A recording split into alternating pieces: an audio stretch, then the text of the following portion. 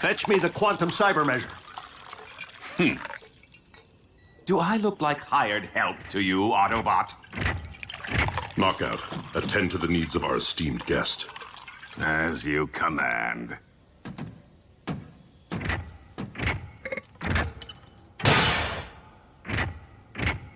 So we know this cyber matter to be produced by an atypical molecular displacement reaction.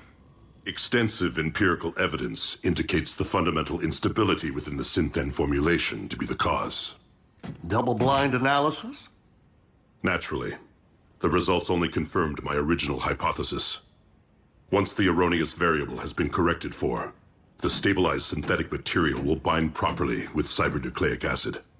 And produce a stable form of cyber matter. Remarkable. Yes. Quite an act of providence. There is much to do in little time, Doctor.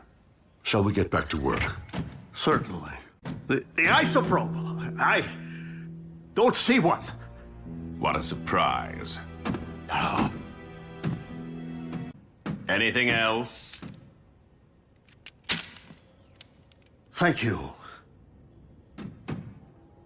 You're welcome.